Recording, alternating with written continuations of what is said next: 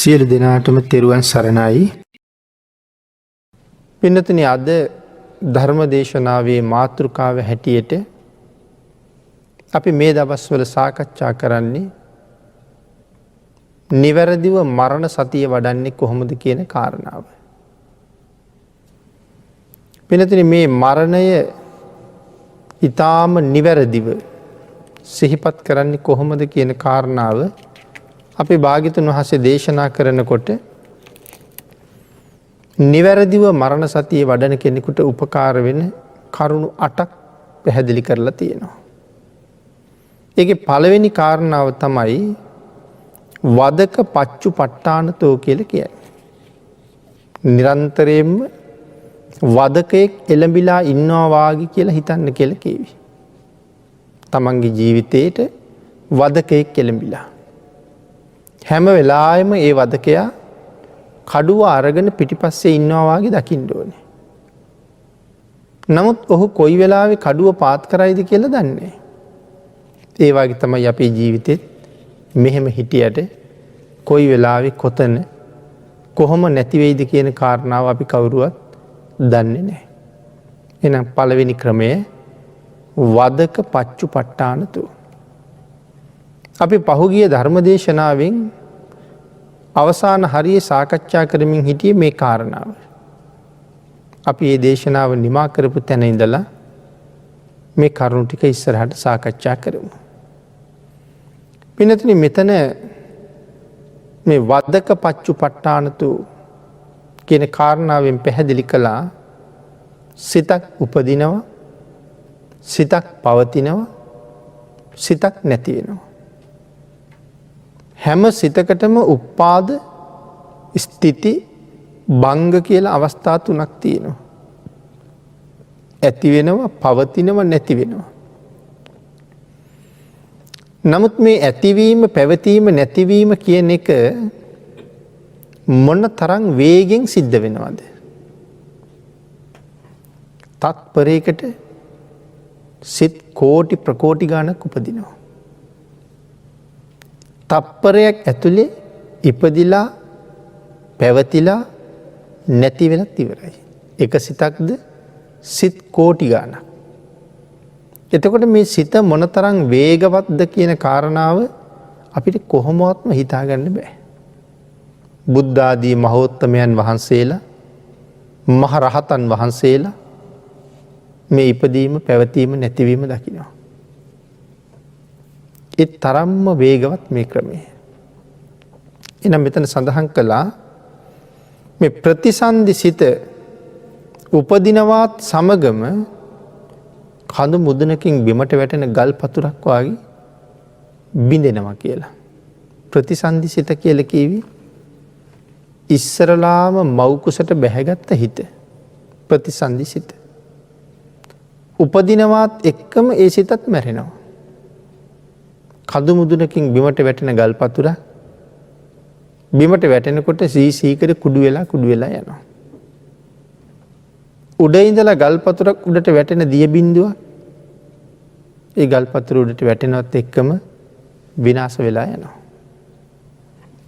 අන් ඒ වගේ තමයි ප්‍රතිසන්දි සිතත් ඇති වෙනවත් එක්කම බිඳිලා විනාශ වෙලා යනවා. මේ සිත උපදිද්දී සඳහන් කරනවා තනියම උපදින්නේ නැහැ කියලා. එතකොට සිතත් එක්ක තව මොනවද උපදින්නේ? සිතත් එක්ක උපදිනවා චෛතසික. කිසිම සිතක් තනියම උපදින්නේ නැහැ. අපි කියන්නේ චිත්ත, චෛතසික. එතකොට මේ චිත්ත, චෛතසික කියලා කියන්නේ දෙකක්ද? කාරණා දෙකක්. චිත්ත, චෛතසික කියන්නේ කරුණු දෙකක්. ඒ කොහොමද කරුණු දෙකක් වෙන්නේ කියන කාරණාව අපි තව ටිකකින් සාකච්ඡා කරමු. ඊළඟට පින්නතුනි සඳහන් කරනවා මෙහි සිතේ තියෙන ශක්තියින්, විශේෂයෙන් හිතක ශක්තියින් ගණනාවක් තියෙනවා කියලා සඳහන් කරනවා. සිතක් කියන්නේ ශක්ති සමූහයක්. එහෙම නැත්නම් ඒ උපදින්නේ තව ශක්තියින් ගණනාවක් එක්ක. තනියම උපදිනව නෙමෙයි. සිතක් උපදින්නේ තවත් ශක්තියින් ගණනාවක් එක්ක කියලා සඳහන් කරනවා. වේදනාව, තණ්හාව, සංඥාව, සංකාර ආදි වශයෙන් තනියෙන් නෙමෙයි සිත් උපදින්නේ. එහෙනම් චෛතසිකත් එක්කයි. එහෙනම් මේ වේදනා, සංඥා, සංකාර කියලා කියන්නේ ඒවර තමයි චෛතසික කියලා කියන්නේ. තවත් විදිහකට කියලා කිව්වොත් අපි කියනවා හැඟීම් කියලා. ඊර්ෂ්‍යා සහගත හැඟීමක්. වෛරී සහගත හැඟීමක්. ක්‍රෝධයට බර හැඟීමක්. මේ හැඟීම් කියලා කියන්නේ මොනවද එතකොට? මේවට තමයි චෛතසික කියලා කියන්නේ. හැඟීම් වලට තව විදිහකට කිව්වොත් එhmenan චිත්ත චෛතසික. මේ දේවලුත් සමග ඉපදිලා ඒ දේවල් සිත සමගම නැති වෙලා යනවා. හිතත් එක්කම උපදිනවා, හිතත් එක්කම නැති වෙනවා. ඒක වත්තුකයි, ඒක ලම්බකයි කියලා කියනවා. ඊළඟට පින්නතුනි සඳහන් කළා මේ චෛතසික උපදින්නේ හෘද වස්තුවේමයි කියලා. සිත උපදින්නේ කොහෙද? හෘද වස්තුවේමයි. ඒ කාරණාව අපි කලින් දේශනාවේ පැහැදිලි කළා. හෘද වස්තුවේ පිරිසිදු ලේ තියෙන පැත්තේ පිරිසිදු ලේ ධාතුව ගෑවී නොගෑවීමෙන් හදයවත්තු රූපය කියලා ඉන්ද්‍රියක් තියෙනවා. මේ හදයවත්තු රූපය මත තමයි මේ සිත උපදිනවා කියලා සඳහන් කරන්නේ. එතකොට මේ සිතත් එක්කම චෛතසිකත් උපදිනවා, චෛතසිකත් පවතිනවා, චෛතසිකත් හිත නැති වෙනකොට නැති වෙලාම යනවා. නැවත සිත හෘද වස්තුවේ ඉපදෙනවා නම් චෛතසිකත් එතනම උපදිනවා. නමුත් සඳහන් කරනවා සිත ඇහි උපදිනවා නම් චෛතසික උපදින්නේ ඇහිමයි කියලා. හිත දිවේ උපදිනවා නම් චෛතසික උපදින්නේ එතනමයි කියලා සඳහන් කරනවා. ඒ අරමුණම තමයි ගන්නෙ. මෙතන ඒ අරමුණම තමයි ගන්නවා කියලා කියන්නේ. මෙතන සඳහන් කළා ප්‍රතිසන්දි සිත මේ ජීවිතයේ උපදින පින්නතුනි පළවෙනි සිත. ප්‍රතිසන්දි සිත කියන්නේ පළවෙනි සිත. ඉපදුන ගමම්ම නැති වෙනවා. මේ මම ඉස්සරළම ඉපදුනානේ පළවෙනි සිතනි කියලා පැවතීමක් නෑ, උපදිනවත් එක්කම නැති වෙනවා. එහෙම නැත්තම් ඒ කියන්නේ ඉපදුන ගමන් මැරුණ කියන එකයි. එහෙනම් පුද්ගලයා මෙරි උපදිනවා. මේ මරණයට මොන මරණයද කියන්නේ? මේකට තමයි ෂණික මරණය කියලා කියන්නේ. සිතක් උපදිනවා, පවතිනවා, නැති වෙනවා. තවත් සිතක් උපදිනවා, පවතිනවා, නැති වෙනවා. ඒ සිතක් නැති වෙන වාරයක් ගාන කියන්නේ ෂණික මරණයක් කියලා. ඊළඟට පින්නතුනි මේ විදිහට ෂණික මරණය කියලා මේ ඉපදීම සමගම පැමිණි එකක්. පුද්ගලයා ඉපදීමත් එක්කම තම මරණයත් පැමිණි. නැවත උපදිනවා, නැවත මැරෙනවා. නමුත් ඔක අපිට තේරෙන්නේ නැත්තේ ඇයි? ඒක තේරෙන්නේ නැත්තේ ඒක මේ තරම්ම වේගවත් නිසා. ගිනි පෙනෙල්ලක් අරගෙන කරකවනකොට අපිට පේන්නේ ගිනි වලල්ලක්. ඇයි ඒ වලල්ලක් පේන්නේ? එතන තියෙන එක පෙනෙල්ලක්. නමුත් කරකවන වේගය නිසා වලල්ලක් පේනවා. ඊටත් වඩා වේගෙන් සිත් උපදින නිසා අපිට මේ මරණ බවක් තේරෙන්නේ නැහැ. මේ කාරණාව පැහැදිලි කරන්න අපූර්ව ජාතක කතාවක් තියෙනවා. ඒ ජාතක කතාවේ මේ කරුණ අපිට මනාව තේරුම් ගන්න පැහැදිලි කරලා තියෙනවා. අපි ඒක චුට්ටක් සාකච්ඡා කරමු. ජවන හංස ජාතකය. අපේ මහ බෝසතාණන් වහන්සේ ජවන හංස කුලේ ඉපදිලා. ජවන හංස රජුරු ජවන හංසයෝ කියලා කියන්නේ හරි වේගෙන් ඉගිලෙන්න පුළුවන් හංසයෝ ජාතියක්. මේ රජුරවන්ට හිටියා සහෝදරයෝ දෙන්නෙක්. සහෝදරයෝ දෙන්න එක දවසක් රජුරවන්ගෙන් අහනවා සූර්යයත් එක්ක තරඟට දුවන්නද කියලා. එපා කිව්වා. ඒ වැඩේ කරන්න බෑ. සූර්යයා එක්ක ඉගිලෙන්න බෑ. සූර්යයා හරි වේගෙන් ගමන් කරනවා. තත්පරයකට සැතපුම් 220ක් විතර කියලා කියන්නේ සූර්යයාගේ වේගය. ඉතින් මේ සූර්යයත් එක්ක දැම්ම ඉගිල්ලෙන්න යන්න එපා කියලා කිව්වා. එවුණට මේ දෙන්නත් තරුණ වයසට එන්න ඒගොල්ලන්ගේ ජවය පිළිබඳව ශක්තිය පිළිබඳව ලොකු මානයක් තියෙනවා. දවසක් දෙන්න කතා වුණා රජ්ජුරුවන්ට නොකියම යන් කියලා. රජ්ජුරුව නැගිටලා බලනකොට දෙන්නම නෑ. රජ්ජුරුව දන්නවා කොහෙද ගියේ කියලා. එහින්ද රජ්ජුරුව ගියා හිරු පායන තැනට. ගිහිල්ලා බලහම දෙන්නම ඉන්නවා. කැමැත්තෙන් යාවී දෙන්නට ඒ වැඩේ කරන්න ඉඩ දුන්නා. සූර්යයා නැගෙනවත් එක්කම මේ දෙන්න ඉල්ලෙන්න පටන් ගත්තා. සාමාන්‍යයෙන් උදේ 9:10 විතර වෙනකොට බාල සහෝදරයා කෑ ගහලා කිව්වා අනේ සහෝදරයන්නි මා රැක ගන්න. හරියට නිකන් පියාපත් මුලින් ගින්දර මතුවෙනවා වගේ දැනෙනවා. ඒක මොහොතක් නතර වෙන්න නෙමෙයිනේ. සූර්යයා වේගෙන් එනවා සූර්යයත් එක්ක යන්න ඕනේ. ඉතින් ඒ වෙලාවේ ඒ සහෝදරයා ගෙනහිල්ලා ආපහු චිත්‍රකූට පර්වතයෙන්ම තියලා එනවා. මධ්‍යාහනයේ උදා වෙනකොට අනික් එක්කෙනා කෑ ගහලා කිව්වා මට බෑ මෙතනින් එහාට යන්න නම් කියන දේ අහන්න නැතුව අපි ආවා. අනේ මං රැක ගන්න කියලා. එයත් ගෙනහිල්ලා තිබ්බා. එදා තමයි හංස රජ්ජුරුව කල්පනා කළේ මගේ වේගය බලන්න ඕනේ කියලා. මෙතෙක් බලලා තිබුණේ නැහැ. හංස රජ්ජුරුව ගියා ඉර පායපු තැනට. දැන් ඉතින් ඉර මධ්‍යාහනයට නිකන් ගිහිල්ලා. හංස රජ්ජුරුව මුලින් පටන් අරගෙන වේගෙන් ඇවිල්ලා සූර්යයා පහු කරනවා. නැවත යනවා. දෙවනි පාරත් සූර්යයා පහු කරනවා. ඒ කියන්නේ සූර්යයට වඩා අතිශයින්ම වේගවත්. බරණැස් රජ්ජුරුවත් එක්ක ලොකු මිත්‍රකමක් තියෙනවා. මේ ජාතක කතාව හරි විචිත්‍රයි. දීර්ඝ ජාතක කතාවක්. මම මේක මේ කෙටියෙන් කියන්නේ. බරණැස් රජ්ජුරුවයි හංස රජ්ජුරුවයි අතර ලොකු මිත්‍රකමක් තියෙනවා. ඉතින් හංස රජ්ජුරුව කල්පනා කළා මම මේ නිෂ්ප්‍රයෝජන වැඩක් කරන්නේ. සූර්යයාට මාත් එක්ක දුවන්න බෑ. දුවන්න බැරි නම් මම මේ වැඩේ කරන එකේ තේරුමක් නෑ. ඊට වඩා ප්‍රයෝජනවත් දෙයක් කරන්න ඕනේ. මොකද්ද කරන්නේ? කල්පනා කරලා තීරණය කළා මගේ යාළුවා බය කරලා යාළුවාට බණක් කියන්න ඕනේ කියලා. එතකොට යාළුවා බරණැස් රජුරු. දැන් කොහොමද යාළුවා බය කරන්නේ? සඳහන් කරනවා මේ බරණැස් රාජ්‍යයට උඩින් මේ හංසයා ඉගිල්ලෙනවා මුළු බරණැස් රාජ්‍යම කළුවරයි. ඇයි මේ දවාලේ රාජ්‍ය කරවල වෙලා තියෙන්නේ? සූර්ය රශ්මියට බරණැසට පතිත වෙන්න දෙන්නේ නැහැ. අපේට තේරෙනවද හංසයාගේ වේගය කොහොමද කියලා? එක හංසයා ඉන්නේ මුළු බරණැස් අහසම වියනක් බැඳා වගේ වහලා. හරියට නිකන් ගිනි පෙනෙල්ල කරකවනකොට ගිනි වලල්ලක් තියෙනවා වගේ එක හංසයයි මුළු අහසෙම යනවා අහස පේන්නේ නැහැ. එහෙනම් මොන තරම් වේගෙන් මෙයා ගමන් කරන්න ඕනේද?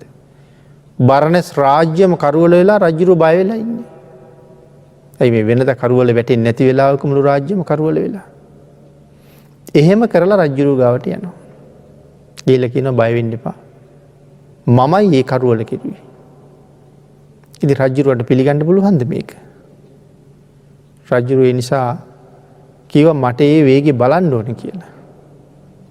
ඉතින් සඳහන් කරනවා ජාතක කතාවේ නම් රජුරු පියාපත් ඔසවලා පියාපත් අතර බෙහෙත් තෙල් ගැල්ලුවා කියලා.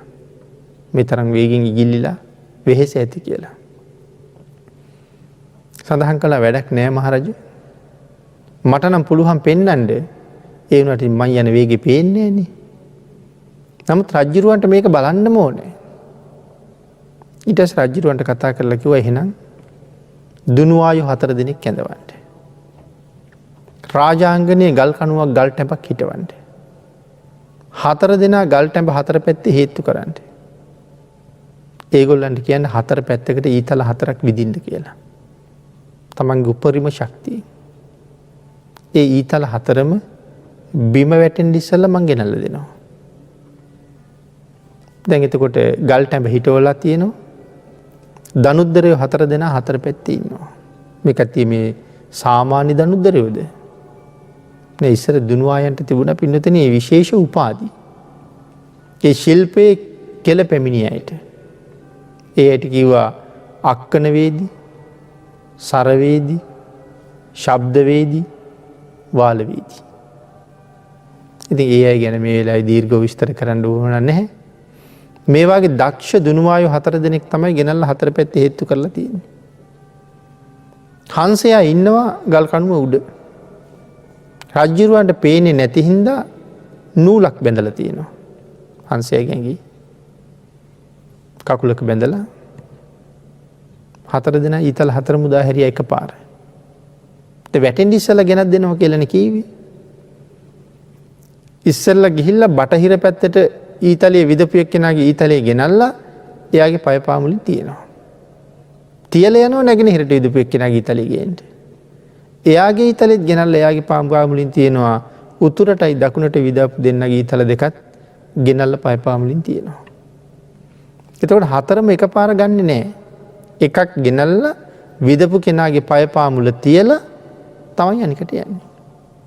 ඊතල 4ම බිම වැටෙන්න ඉස්සෙල්ලා ගෙනල්ලා තියලා හංසයා කණුව උඩ ඉන්නවා. එතකොට මේ හංසයා මොන වේගෙන් යනවද?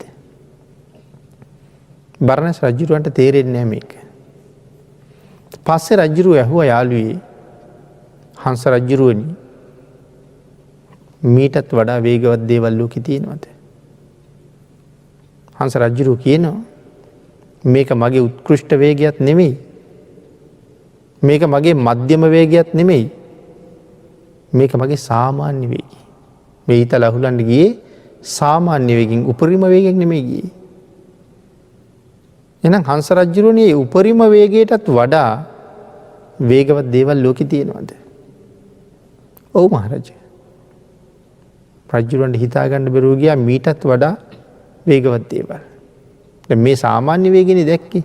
එතකොට මෙයාගේ උපරිම වේගය කොහොමද?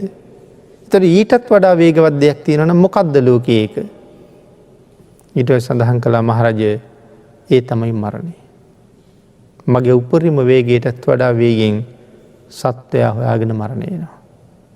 එහෙම කියනවත් එක්කම බරණැස් රජුරු සිහි නැතුව බිම වැටුණා. රජුරුවන්ගේ පිරිස මුහුණට පැන් ඉහලා නැවත රජුරුව සිහි ගැන්වුවා. මේ වෙලාවේ නම් රජුරුව ඇහුවා හංස රජුරුවනි ඒ තරම් වේගෙන් මරණය අපි හොයාගෙන එනවා නම් අපි මොනවද කරන්න ඕනේ කියලා. මේ ටික කරලා යන්න තමයි හංස රජුරුව ආවේ. ආන් ඒ වෙලාවේ බරණැස් රජුරුවන්ට බණක් කීවා. මහරජා බය වෙන්න දෙයක් නැහැ. මේ ලෝකේ තියෙනවා ධර්මයක්. දස දාන වස්තු සම්පූර්ණ කරගන්න. දස පුණ්‍ය ක්‍රියා සම්පූර්ණ කරගන්න. දස කුසල් වඩන්න. මනාව ජීවත් වෙන්න.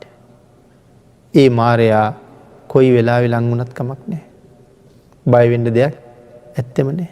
මේ ටික සම්පූර්ණ කරගෙන සූදානම් වෙලා ඉන්න. එහෙමනම් ඔබත් මමත් මේ ජීවත් වෙනවා කියලා කියන්නේ මේ ගත වෙන හැම මොහොතක්ම මරණයට තමයි සූදානම් වෙන්න තියෙන්නේ. කොයි වෙලාවෙ ඉද දන්නේ.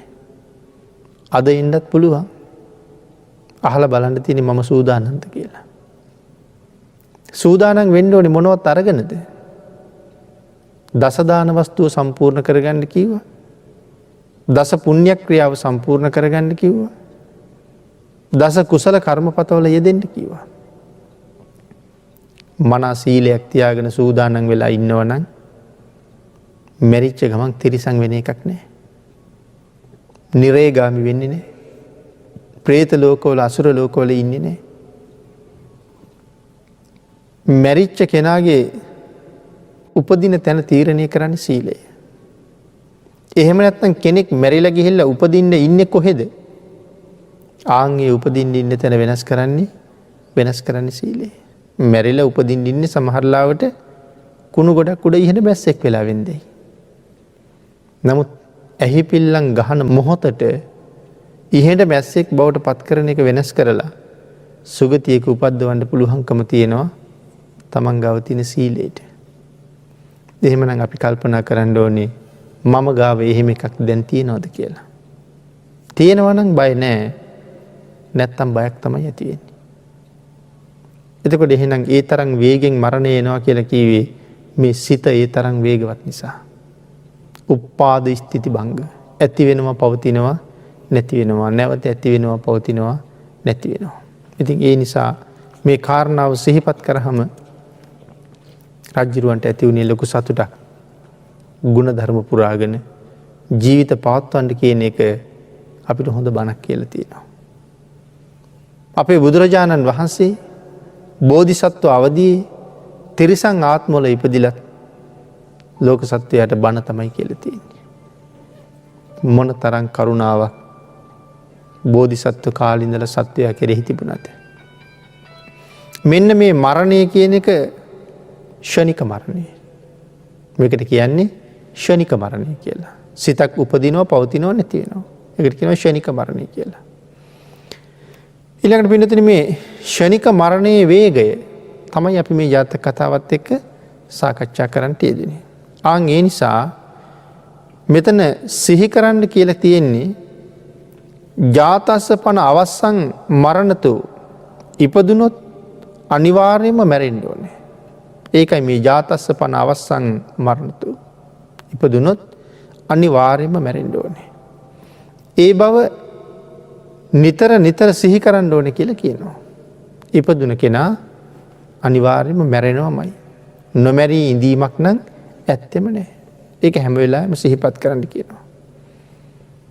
තමන්ට පිටිපස්සෙන් නිතරම වදකෙක් ඉන්නවා වාගේ කියලා හිතන්න ඕනේ.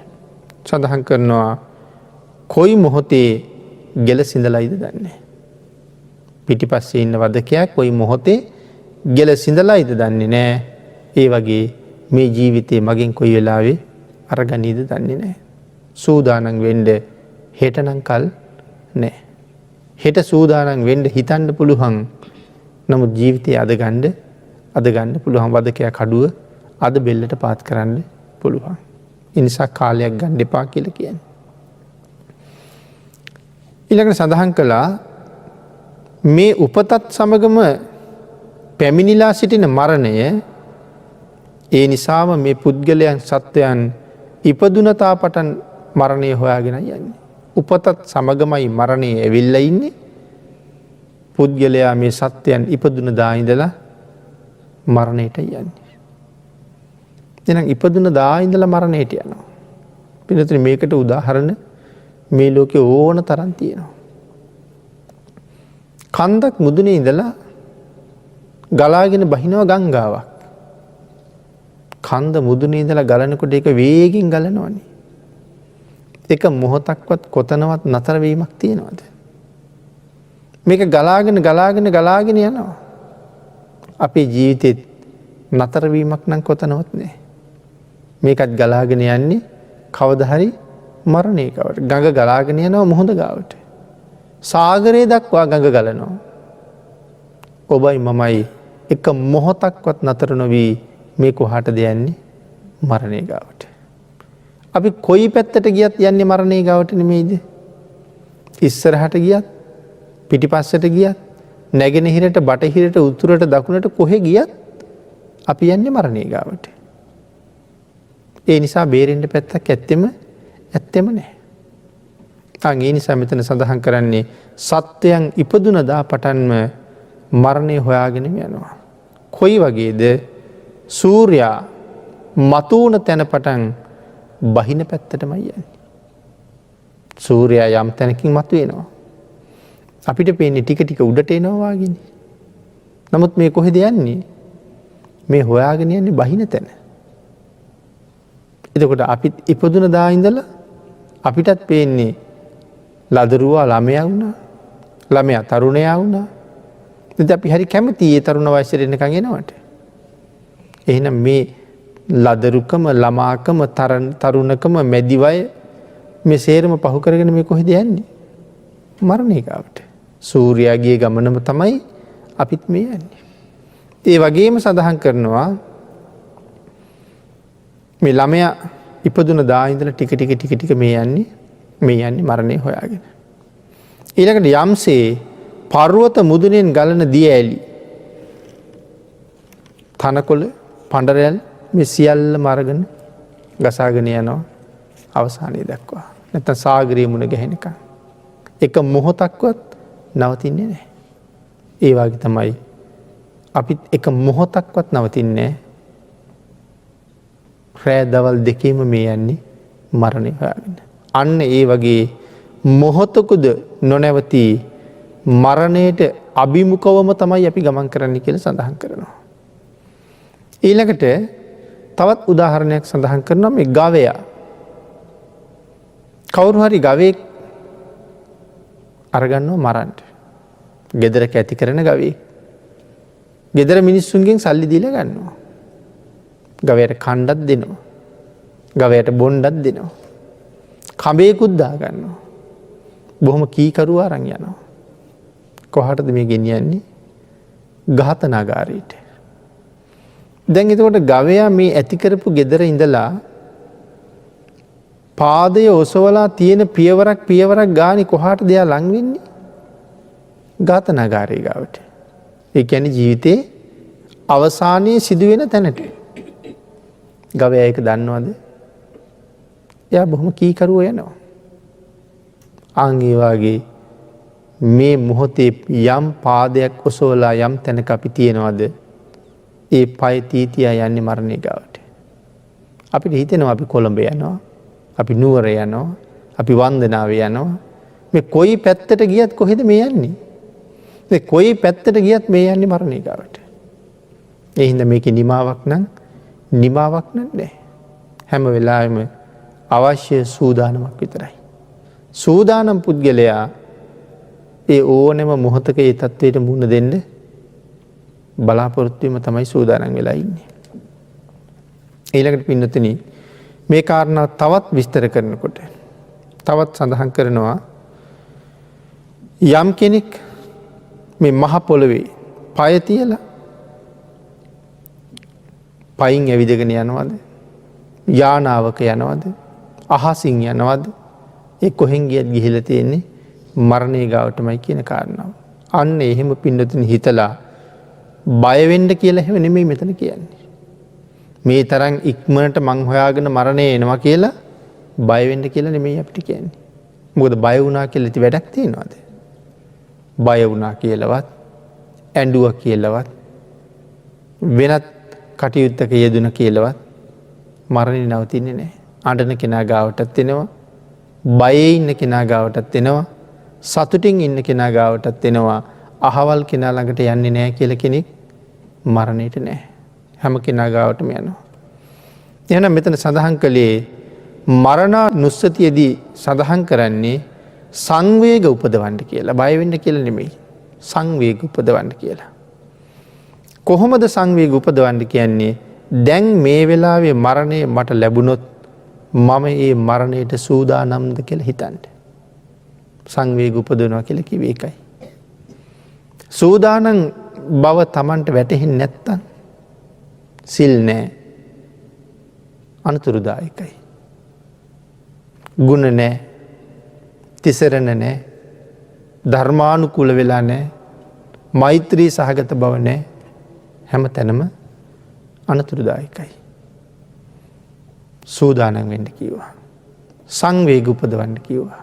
එයි තව මොහොතකින් මේ දරුවෝ ටික දාලා යන්න වෙන්න පුළුවන්. තව මොහොතකින් මේ හදලා යන්තම් වැඩ නිමා කරපු ගෙදර දාලා යන්න වෙන්න පුළුවන්. තව මොහොතකින් මේ යාන වාහන ඉඩකඩම් ඒව හොඳට වැවිලා තියෙනවා. බවභෝග සරුවට තියෙනවා. අය කවදාවත්ම මේ වත්තට එන්නේ නැහැ. අය කවදාවත්ම මේ ගියේ දකින්නේ නැහැ. අය කවදාවත් මේ වාහනයට නගින්නේ නැහැ. නමුත් ඒකට ලොකු කැමැත්තක් ප්‍රිය බවක් තියෙනවා. නමුත් එතකොට තියෙන සංවේගයක් නේ.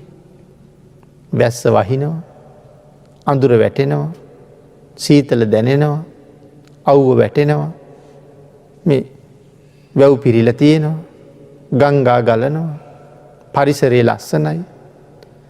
නමුත් මට මේ ඔක්කොම අත්හැරලා යන්න වෙනවා. එදාටත් වෙහි වහි, එදාටත් ගංගාවේ ගලයි. නමුත් මම මේ ලෝකේ නෑ. තනියම එහෙම හිතන්න ගියහම මහ පුදුමාකාර සංවේගයක් උපදිනවා. ඒ සංවේගය තමයි එකතු කරගන්න ඕනේ. ඒක එකතු කරගෙන දවසක මීටත් වඩා හොඳ තැනක. දැන් හිතන්නකෝ පින්නතුනි. වැස්සත් වහිනවා හරි සෞම්‍යයි. අපිට සෞම්‍ය ඒ මොහොතේ කී දෙනෙක් මැරෙනවා නම් හොඳයි කියලා හිතන විදිහට දුක් විඳිනවා ඇද්ද? ගහනවා ඇති, කපනවා ඇති, රිදවනවා ඇති, නොයෙක් වද බන්ධන වලට ලක් වෙලා ඇති. ඒ මිනිස්සුන්ගේ කල්පනාව මෙව්ව විඳ විඳ ඉන්නවට වඩා මැරිලා යනවා නම් කොච්චර හොඳද කියලා. අපි ජීවත් වෙන්න හිතන මොහොතක තව කෙනෙක් මැරෙනවා නම් හොඳයි කියලා හිතනවා. ඒ සෞම්‍ය මොහොතක ඒ අය විඳින්නේ අප්‍රමාණ දුකක්. මටත් එහෙම වෙන්න පුළුවන්. මං වගේම අනිත් අය සතුටු වෙන මොහොතක මම ජීවිතේ නීරසම අවස්ථාවකට මුණ දෙනවා වෙන්න පුළුවන්. එහෙම දේවල් මේ ලෝකේ ජීවත් වෙනකොට වෙන්න පුළුවන්. ජාතිපි දුක්ඛා කියලා භාග්‍යතුන් වහන්සේ දේශනා කරනකොට හුදු ඉපදී මාත්‍රේම දුකයි කියන කතාව නෙමෙයි කිව්වේ. ඉපදුනාට පස්සේ මරණය දක්වා ඉපදින පුද්ගලයාට විඳින්න වෙන දුක් අන්දරාවක් තියෙනවා. පිළිකාව හැදිලා දුක් විඳිනවා. අක්මාව දිය වෙලා දුක් විඳිනවා. වකුගඩු දිය වෙලා දුක් විඳිනවා. මේ වාගේ කල්පනා කරලා බලහම අනුන් නිසා ගුටි කාලා දුක් විඳිනවා. වැටිලා අතපය කැඩිලා කුඩු වෙලා දුක් විඳිනවා. එතකොට ඉපදිච්ච තැන ඉඳලා මරණයේ ගාවට යනකන් ඔය අතරතුර විඳින දුක් අන්දරාවක් තියෙනවා. ඉපදුන නිසානේ මේ දුක් ටික තියෙන්නේ. එහෙනම් ජාතිය දුකයි. ඔය හැම දුක් අන්දරාවකට මුහුණ දෙන්න සිද්ධ වෙනවා. ඒ නිසා මෙතන සඳහන් කළා කොහොමද මේ වෙලාවේ මරණය මට ලැබුණොත් මම මරණයට සූදානම්ද? දැන් අර ලෙඩාට හිතුණා. දැන් තාම ලෙඩ වෙනකන් සූදානම් වෙලා හිටියේ නැත්තම් දැන් සූදානම් වෙන්න විදිහකුත් නැහැ. ලෙඩ වෙලා. කල්පනාවක් තියෙනවා සනීප වෙලා ගිහිල්ලා කරපු වැරදි වැඩ ඔක්කොම අත්හැරලා දානවා කියලා. නමුත් කවුද දන්නේ සනීප වෙලා ගෙදර යයිද කියලා? එහෙම වෙච්ච කෙනෙකුට ජීවිතයේ මොන තරම් සංවේගයක් උපදීද? මම හරියට ධර්මානුකූලව ජීවත් වුණේ නෑ නේද කියලා හිතෙනකොට. එහෙන් මෙහෙන් ඇහිච්ච බණ කතා තියෙනවා. එහෙන් මෙහෙන් කියාපු යාළුවෝ මිත්‍රයෝ ඉන්නවා. නිරේ ප්‍රේත ලෝකේ තිරිසන් ලෝකේ ගැන. නමුත් ගණන් ගත්තේ නෑ. හැබැයි මේ වෙලාවේ ඔය ඔක්කොම මතක් වෙන්න පටන් ගන්නවා. මං හිතන්නේ ඒ තරම් දරුණු මොහොතක්. ඒ තරම් සංවේග ජනක මොහොතක් ජීවිතයට කලින් ඉපදෙන්න නැතුව ඇති කියලා. නමුත් ආයේ ඒක හදාගන්න කාලයක් එන එකක් නෑ. හදවතින් මඩලා තමයි මැරෙන්න වෙන්නේ. ඉතින් සූදානන්ද කියලා හිතන්න ඕනේ. තාමත් මම බුදුරජාණන් වහන්සේට අකීකරුද? තාමත් මම පාපෙහි ගැලෙනවද? ඒ විතර භාග්‍යතුන් වහන්සේට අකීකරුයි කියලා කියන්නේ. බුදුරජාණන් වහන්සේ දේශනා කරපු මාර්ගයේ යමෙක් ගමන් කරන්නේ නැත්තම් ඒ භාග්‍යතුන් වහන්සේට අකීකරු කෙනෙක්. අම්මයි තාත්තයි දරුවන්ට යම් අවවාදයක් අනුශාසනාවක් කරනකොට දරුවෝ ඒ අවවාදයට අනුශාසනාවට කීකරු නැත්තම් ඒ දරුවන්ට කියන අකීකරු දරුවෝ කියලානේ. එතකොට එහෙනම් භාග්‍යතුන් වහන්සේ අපිට යමක් දේශනා කරලා තියෙනවනම් ඒ දේශනාවට අපි අවනත වෙලා නැත්තම් අපි තාමත් භාග්‍යතුන් වහන්සේට අකීකරුයි. අපි භාග්‍යතුන් වහන්සේට අකීකරුයි කියලා කියන්නේ අනිවාර්යෙන් මොකේද ගැලෙන්නේ? පාපේම ගැලෙනවා. ඒ නිසා ඒ අකීකරු බව මේ සංසාරේ හරි භයානක තැනකට අපි අරගෙන යනවා. දවස පුරාම කරන දේවල්. පින්තුනි මේ දවස පුරා කරන දේවල් වලින් අපි කොච්චර කුසල් රැස් කරනවද? කොච්චර අකුසල් රැස් කරනවද? ඔය දෙක මනාව තීරණය කරන්න ඕනේ. කොච්චර කුසල්ද කොච්චර අකුසල්ද? අපිට කොච්චර අකුසල සිත් උපදිනවද දවසකට?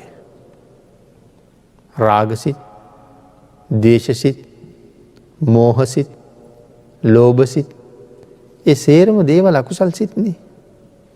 ඔය අතර ධර්ම කාරණාවක් අහලා දහම් පොතපත කියවලා ඇතිවෙන ප්‍රීතිය සහිත සිත් කොච්චර දීපදුනේ. සමහරලාට අද දවස පුරාම සමහර කෙනෙක් එක බණ පොතක්වත් බැලුවේ නැහැ. සමහර කෙනෙක් එක බණක්වත් ඇහුවේ නැහැ. සමහර කෙනෙකුට තුනුරුවන් වෙත ගන්නවත් බැරි වුණා. උදේ ඉඳලා රෑ වෙනකම්ම මේ නීවරණයන්ට යට වෙලාම කටයුතු කළා. කුසල් සිත් ඉපදුනේම නෑ සමහරලාට. තමන්ගේ රාජකාරී වලට ඇඟිලි ගහපු අයට ද්වේෂ කරන්නයි. ගෙදර ඉන්න අයත් එක්ක ද්වේෂයෙන් කතා කරන්නයි. හම්බුණ අය එක්ක සිල් බිඳ ගන්නයි. මේ දේවල් වලට ගියාම පිං රැස් වෙච්ච වෙලාවක් ඇත්තෙම නෑ. දවස පුරාම පව්මයි රැස් වෙලා තියෙන්නේ. ඉඳලා හිටලා දවසක පිනක් කරනවා. අපි දවස අරගත්තොත් දවසේ පැය 24ක් තියෙනවා. පැය 24ක් පුරාවටම අකුසල් රැස් කරලා පැයක් කුසල් රැස් කරලා පුළුවන් වෙයිද මේ සංසාරයෙන් එතර යන්න? එතකොට දවස් දෙකක් යනකොට පැය 46ක් පව් කරලා පැය දෙකක් පින් කරලා තියෙනවා. 3ක් වෙනකොට 4ක් වෙනකොට 5ක් වෙනකොට පව් කන්ද කොච්චර ලොකුයිද?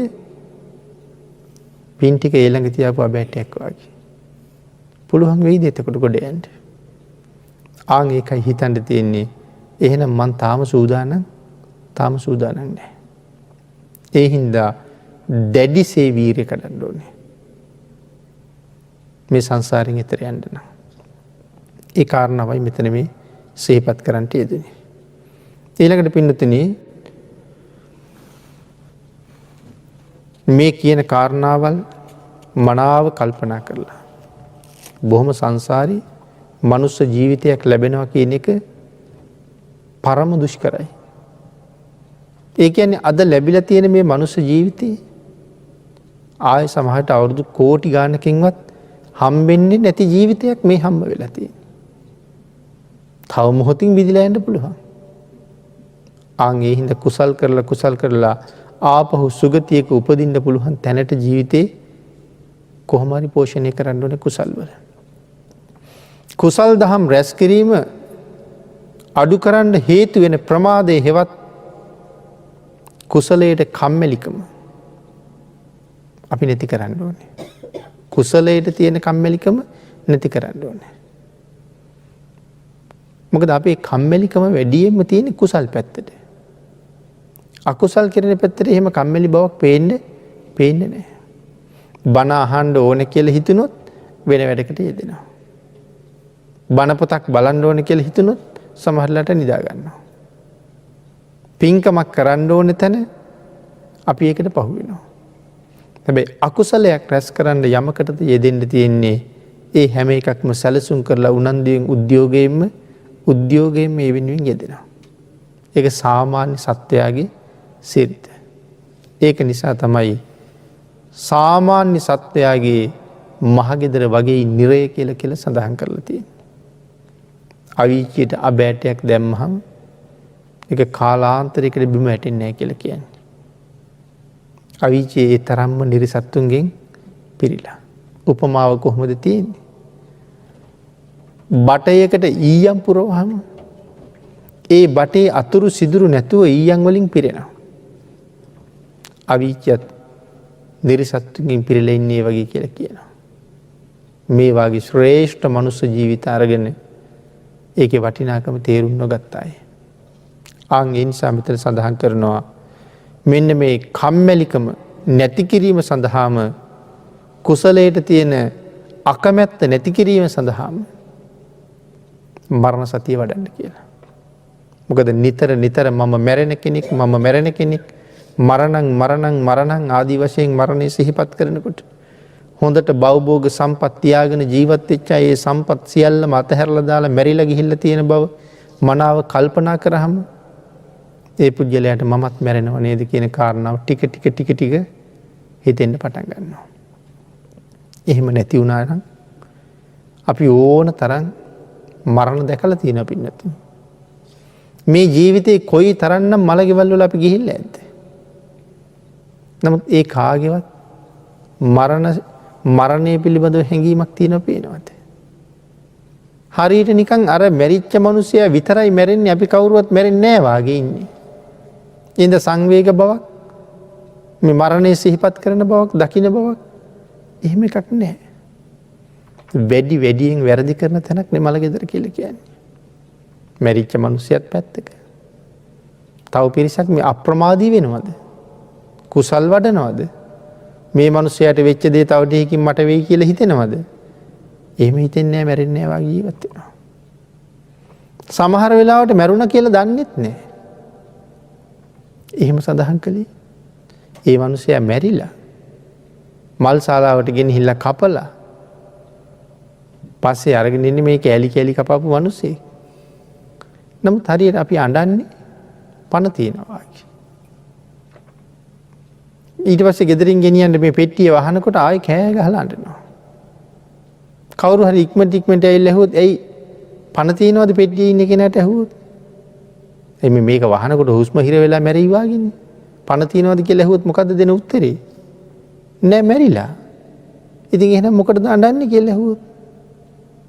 මේ වෙනකොට ඒ මිනිස්සයා වෙන කොහේ හරි උපදින තැනක ඉපදිලා සිත් පරම්පරාවල් කෝටි කීයක් පහු කරලාද මැරිච්ච ගමන්ම උපදිනවා. අපි තාම මෙහි අඬනවා. අඩුම තරමේ බුදු දහමේ මූලික න්‍යායවත් නැහැ. එතකොට පිටින් බාහිරින් භාග්‍යතුන් වහන්සේගේ ධර්මය ගැන හොඳට දන්න කෙනෙක් අපි දිහා බලාගෙන හිටියාම අර පෙරලි පෙරලි අඬනකොට අපි ගැන සංවේග තමයි උපදින්නේ. මේ ශ්‍රේෂ්ඨ ධර්මයේ උරුම කරගෙන ඉපදිලා තාම මේකේ මූලික න්‍යායවත් මේ මිනිස්සු ගාව නැහැ කියලා ඒ අය හිතනවා.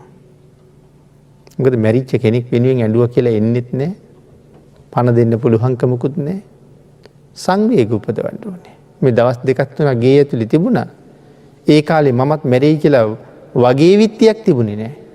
එහෙනම් මේ ගේ ඇතුලේ තියාගෙන මමත් මැරෙන කාරණාව දැනගෙන මොන තරම් ධාර්මික වෙන්නද තිබුණේ.